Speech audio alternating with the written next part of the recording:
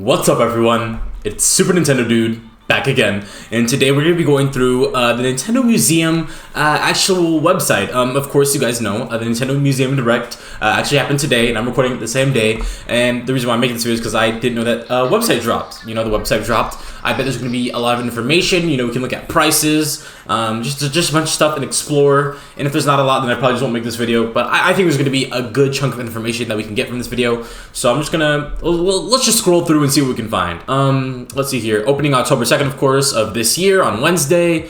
Tickets sold via a randomly selected drawing must be purchased before your visit. Now accepting draw entries for October and November tickets. Okay, cool. I want to see if we can find prices for the tickets. Please read before you enter the ticket drawing.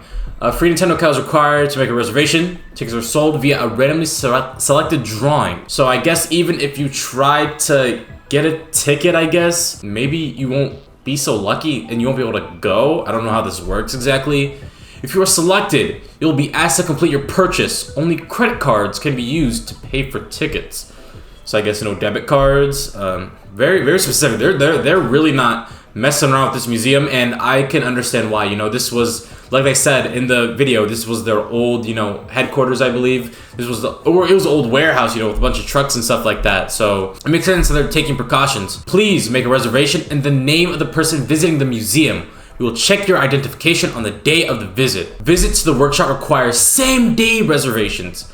A separate fee is required to participate. I understand. I'm not actually gonna buy any tickets, so I just want to get a price. Schedule visit tickets. Grant entry for a specific date and time. You can enter each drawing. Only once drawings occur once per month. We'll choose a random day. Let's just say Halloween. Why not? Hopefully nothing happens to my account. Okay, I think prices are down here. Okay, cool. So if you're a preschooler, okay, ages 0 to 5, it is free. Able to go. You win the lottery. You win the raffle or whatever.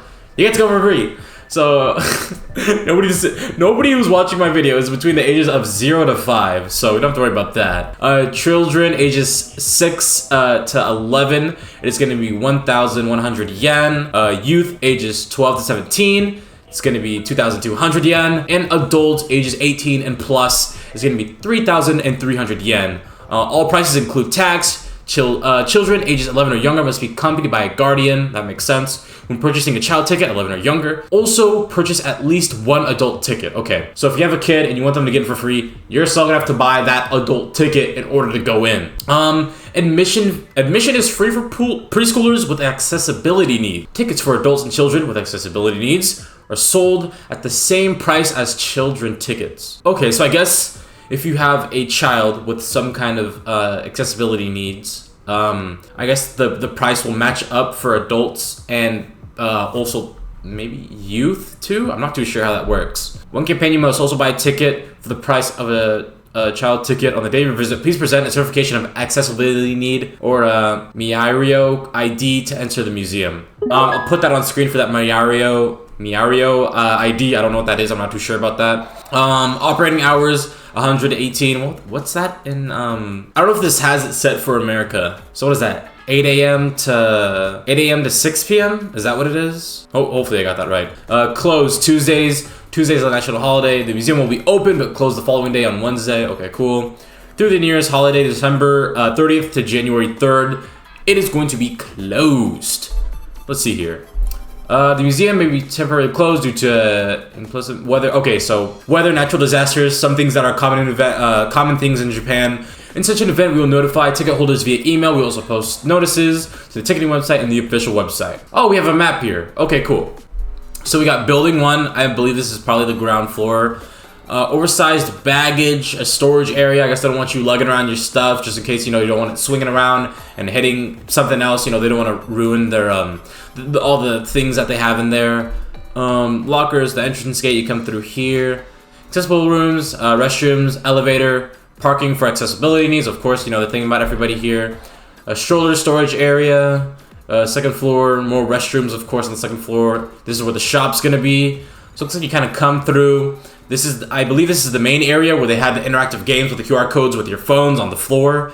And then you kind of go through with the information and stuff like that. There's the shop.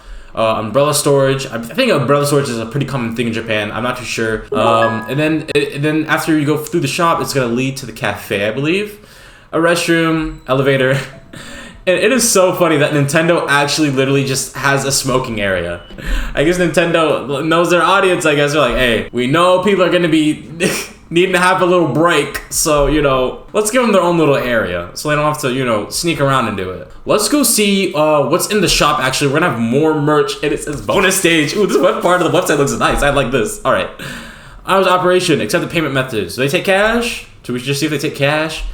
A bunch of cards and stuff like that. Oh, yeah, let's put this in English. In addition to cash, you may also use various credit cards, transportation, electronic money, and QR code payments to pay at cafes, shops, and other locations within the building. Okay, so they take all this stuff that you have here. Pay, I don't know if these are I believe that these are payment methods that Americans use to buy certain things in Japan or overseas, I believe. Let's see what these coin lockers are. Coin lockers free. There are free coin lockers in front of the security gate. You'll need to enter a 100 yen coin when you use the lockers.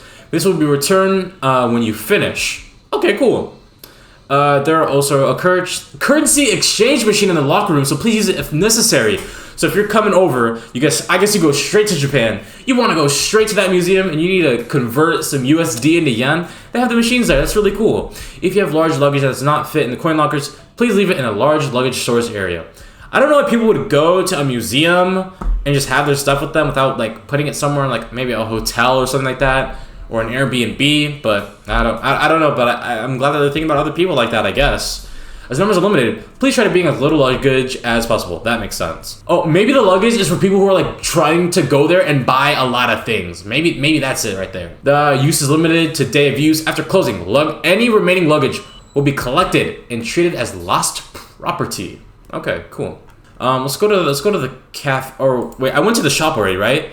Did it show me the merchandise? I don't think, it didn't show me the merchandise. So I don't think we can see whatever the merchandise is. Maybe the cafe, maybe? Let's see what's in the cafe. Hatena burger. Isn't that what the flip note stuff was called in Japan? It was like Hatena, flip note Hatena or something like that? Hatena burger. You got a nice little burger with the coin block on it. You got some Toon Link artwork right here.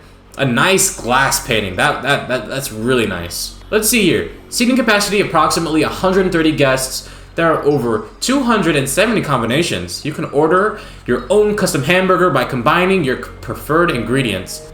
People have different diets, restrictions, allergies, and stuff like that. So hopefully this museum is more willing to change stuff. I mean, it looks like it is right here. Menu items and prices are subject to change without notice. Thank you for understanding. Let's Koto Ovo vegetarian options contains eggs and dairy products are available on our menu. Wheelchair accessible seating is also available. Please talk to the staff. High chairs are available, of course, for the youth. Please speak to the staff. The cafe is located inside the Nintendo Museum and is open only to ticket holders. So they don't want. That makes sense. Why would they let anybody come into like a Nintendo themed or a museum, but only for the food? That really wouldn't make sense. It would be a nice way to get around, just without even paying or whatever, but. Hey, you can't win it all, I guess. Let's see what else we got here. Exhibits, make connections, discover. The products that Nintendo released to date are displayed together on the second floor of Exhibition Building 1. The exhibits showcased here are shared with a little explanation as you observe the items on display. We encourage you to form your own unique thoughts and share them with others. You don't need any special knowledge or familiarity with video games to make the most of your visit. Please enjoy the museum at your own pace and create your own connections. Cool stuff, It does look like anybody can do it, Which is really cool.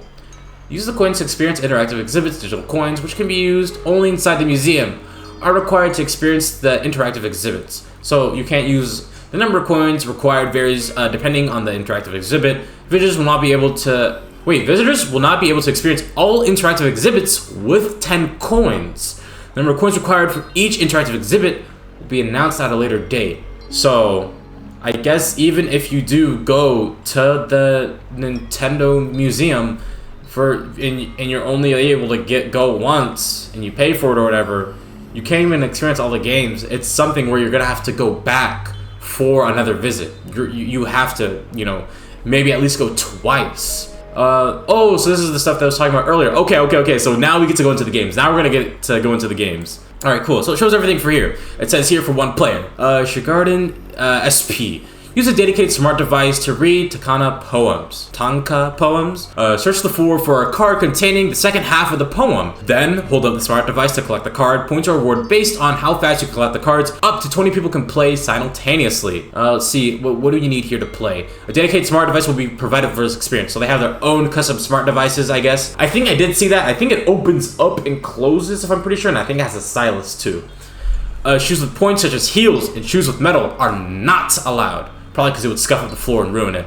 Visitors under a certain height, such as small children, may experience difficulty participating in this interactive exhibit. We recommend that they participate with a parent or a guardian. That makes sense. If you're a little kid and you're on the ground, you know, that thing's probably huge to you. Visitors who don't understand Japanese can play by matching the pictures. I was gonna literally just ask that question because all this is in Japanese. I don't know if it's hiragana, katakana, or whatever. But I was like, how are you supposed to know what it is if you don't know Japanese?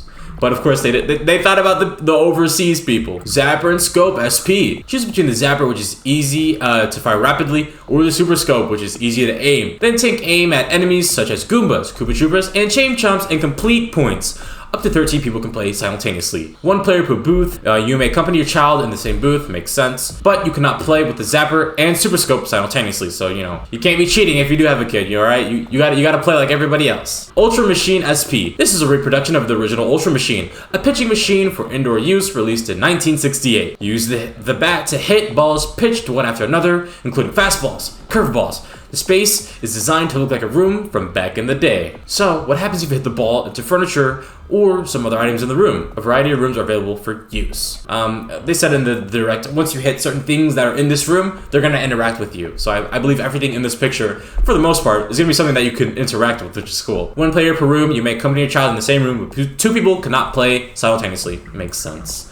Ultra Hand SP. This was not shown in the direct. When using the Ultra Hand, the arm extends when the grip is closed. Grab the ball as it moves along the lane. Hold it tight, then put it into the pipe. What you will see varies depending on the size of the ball and which pipe you drop the ball into. Okay, that's interesting. Visitors under certain heights, such as small children, may experience difficulty participating in this interactive exhibit. We recommend that they participate with the parent or guardian. Same thing. This was what I was interested about and kind of confused. Love Tester SP. The Love Tester measures the love level of two people holding hands. Take on various tests. Raise your love level even higher. The bond between two people will be tested. For 2 players only, each requires coins. Solo play is not available. So this game is meant for 2 people. I'm sorry, even if you do love yourself, you're not gonna be able to play this game by yourself. You gotta, I don't know, maybe you could try it and just do this and see what happens, but I doubt it. Okay, Game & Watch SP. The once pocket-sized Game & Watch has been remade on a massive screen. Use your own shadow projected onto the screen to play. There are games available. Ball, the very first Game & Watch game ever released, and Manhole. So using your shadow, you're gonna have to move the Game & Watches, kind of like the characters in the background on the original Game & Watches and the remakes, to like move them across the screen to make sure that they get across. That's super cool. That's really interactive. I don't know how that's gonna work, especially with like the different proportions of your shadows or whatever, or how you're gonna make it so the shadow casts perfectly across everything else. But we'll see. We'll definitely be seeing that. Nintendo Classics. Yeah, these were the game. Oh, wait, this is different from the big controller. Okay, so this is Nintendo Classics. I was wrong about that. Play Nintendo titles with a focus on games released on Nintendo Entertainment System, Super Nintendo Entertainment System, and Nintendo 64 hardware. The controllers are just like the controllers from back in the day. Play with 2 players in titles that support multiplayer. These titles are currently available on Nintendo Switch Online. Shameless plug for them, I guess. And each play sessions last 5 to 7 minutes, of course, because you gotta rotate it out and make sure everybody else can play. You know, you don't want to hog it all day, alright? Don't want to be one of those people. And for the last one that we have here, it's going to be big controller. The big controllers take 2 people to operate, even though the controllers are the same shape. Increased size makes for a whole new play experience. Both players will need to be perfectly in sync. For 2 players, each requires coins. Solo play is not available. So even if, I guess, like I said earlier, if you do even have big and long arms, you're not gonna be able to play by yourself. I guess they just simply will not allow it. They're gonna have to have a friend and go with you, or maybe you'll have to ask somebody politely to see if you can also play with them. So if you're going to the Nintendo Museum by yourself, you will be missing out on content. You need 2 people. I would definitely try to see if I could go with somebody, because if I'm going by myself and I only have 10 coins, and my friend has 10 coins, I can play some games, and then they can play some games, and I can watch them, they can watch me, and then we can truly experience everything, hopefully, within a single day, of course. And I think that might be it for everything here. The craft, oh no, I forgot about the craft and play. In this workshop, visitors can make their own Hanafuna playing cards. The origin of Nintendo's founding and play them while getting to know the rules. This experience requires a reservation on the day of your visit and a separate fee. So you have to be paying more money. 2, craft rooms. Okay, cool. Let's look at this craft room one first. Oh, can I click on it, or is it going to be just that? Okay, cool. Okay, it says here, craft room. Let's make Hanafuna. Approximately 60 minutes includes tidying up. So, you know, you gotta make sure you get everything done quick, fast, in a hurry, you know? It's gonna be 2,000 yen, tax included. Put the price correct for screen for the United States, of course. Using a specially made kit, visitors will get to make their own Hanafuna playing cards. Select the month with your favorite pattern out of the 12 months, then color, fold, and paste together the 4 Hanafuna playing cards. Visitors can take home their Hanafuna playing cards that they've made. Cool. So you get to make some cards, you know, some arts and crafts stuff, but you only got 60 minutes to do it. You have to do it on the same day as the reservation, and you're gonna have to pay extra money, just like with some of these other events too. But this one is gonna be a little bit shorter over here, and it's gonna only be 50 yen per person, tax included.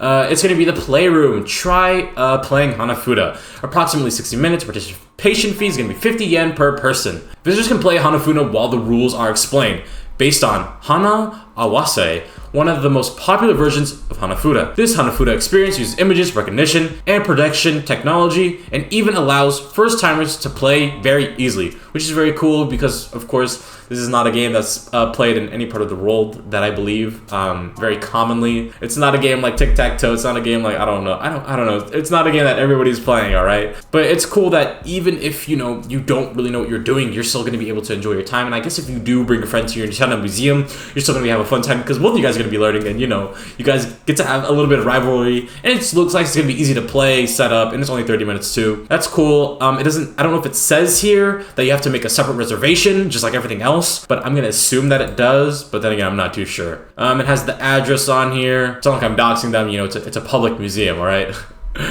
For access, it also shows here, if you're in Japan, from the train station, 5-minute walk from the east exit of Ogura Station, Kintetsu Railway Kyoto Line, 8-minute walk from the north exit of JR Ogura Station, JR Nara Line, and a 22-minute walk from the north exit of the Uji Station or the JR Nara Line Kyoto Station. 20 minutes to get there. So they also have different stuff for the airports. If you need to get here, you can pause the video and see. Maybe if you can use this as a guide. If you're ever watching this video, you can save it. You can use this as a future reference, or just go on the website yourself. But it says here, from the Osaka Airport to Kyoto Station, it's gonna be like 50 minutes. They have a shuttle bus, sightseeing bus to get there, and airport limousine bus. I never heard of that. If you're at the Kansai International Airport, it's going to take you like 80 minutes to get there to Kyoto Station. The JR Haruka Limited Express sounds a little bit more fancier, I guess. And if you're at the Kobe, or is it Kobe? Kobe? All right. At the Kobe Airport, 20 minutes to the port liner, and then another 60 minutes on the JR Kobe line. And it's going to be right between, you're going to have to transfer at Sanomiya Station. I know I'm butchering all of this, but, you know, and it's all going to lead you to Kyoto Station, and then the Kintetsu Railway Kyoto Line. It's going to be another 20 minutes. It's going to take you a long time to get there, really, like over an hour. That's almost like 100 minutes, an hour and 40 minutes just to get there. And that's just to get to the station, because you still got to walk or run, because, you know, no cars, no bikes. And they said, please don't take a taxi. I guess this is another one. Oh, so it looks relatively close. There's like an alternate route to go around or whatever. Hopefully, it looks like it's easier if you get out on the east exit over here at Ogura Station instead of going for the west, because you're gonna have to go up and around, and yeah, to get to the Nintendo Museum. But it looks like it's in a pretty like lively area. You know, it doesn't look like it's secluded somewhere else that people aren't gonna be able to, you know, get to. For visitors using a wheelchair or stroller, the underground passageway outside the station connecting the west and east exit of Ogura Station has only stairs, no elevators or slopes. If you're using a wheelchair or stroller, please use the alternative route shown in blue on the map. So if you have accessibility needs, you're in a wheelchair, can't walk so good, anything like that, it looks like you're gonna have to take the blue route in order to stay safe and, you know, not injure yourself or hurt anybody else, or, you know, just so it's easier for people like that. So it doesn't look like it's gonna be that much of a. Maybe you'll see some cool stuff if you're walking down over there. All right, it doesn't look like it's gonna be too bad. All right. Well, it looks like it's gonna be the end of the video today. It looks like there's a bunch of stuff to look around on this website. I thought there's a lot more that to actually look at compared to what was in the video. So there actually is. It was actually a very good idea for me to look at the website and see what was on there compared to everything else. It is kind of weird and concerning that even if you do have the coins from the cards that you get, that you're not able to play all the games that are there. It's kind of weird, but if you go with a friend, you'll be able to at least see everything. So it looks like going with a friend is definitely going to be the method to truly experience everything that's going to be going on in this event. There's nothing on the foods or anything like that. There's nothing on the merchandise. Sadly, that wasn't going to be in here. Maybe Nintendo will release more merchandise via their Twitter or maybe a YouTube video. A YouTube video would be amazing just to see what kind of merchandise that they have because they did not show it off. But it looks very interesting. But you know what? We'll get there someday, hopefully. And yeah, I'm super excited. Maybe you're in the US like me and you're like, yeah, this is a pipe dream. It's not gonna happen anytime soon. But who knows? Maybe have that one Japanese viewer that's like, oh yeah, this guy just gave me all the facts and now I'm ready to go. This has been Super Nintendo Dude, and I'll see you boys in the next one. Peace.